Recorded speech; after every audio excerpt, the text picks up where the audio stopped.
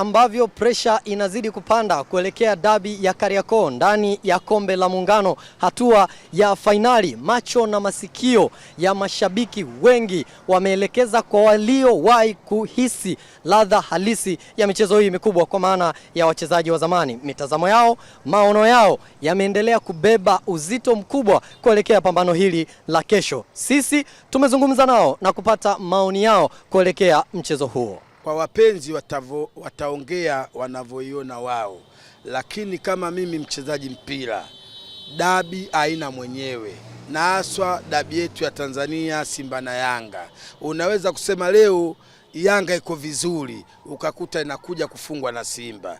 Leo Simba iko vizuri, inakuja kufungwa na Yanga. Mpira unajua hauna mwenyewe, kisoro wa Simba na Yanga, lakini ukweli kwamba hata kama kuna kombe la mbuzi, lakini mechi ile bado itabakia kuwa na hadhi yake na nguvu yake.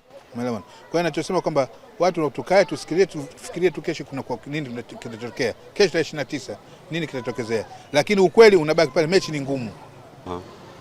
Mechi hizi zinakuwa ngumu sana. Mechi za watani wa jadi zinakuwa ngumu sana. Hata timu moja ikiwa dhaifu, nyingine ikiwa nzuri, basi zote zinakuwa. Lakini mechi ya kesho inategemea na watu watakavyoamka wachezaji.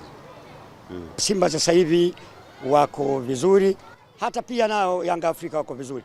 Lazima tukubaliane wa Tanzania kwamba Simba na Yanga ni timu bora barani Afrika. Ni timu kubwa barani Afrika. Kwa hiyo hata hii game ambayo kwamba itachezwa Zanzibar, hamna sijua. Simba inajua kama Yanga ina ubora gani, na Yanga Afrika wanajua Simba wana ubora gani. Na haya ndiyo yaliyokuwa maoni ya waliowahi kupambana kiwanjani na kuhisi uzito wa dabi hizi ama mchezo huu. Nikukumbushe tu jambo moja, yamesalia masaa machache kuelekea mchezo huo. Cha kufanya, lipia kingamuzi chako cha Azam mapema kushuhudia burudani hii, na dakika 90 ndizo zitakazokuwa pilato wa mchezo huu. Mimi ni Godfrey Mzee, Azam Sports.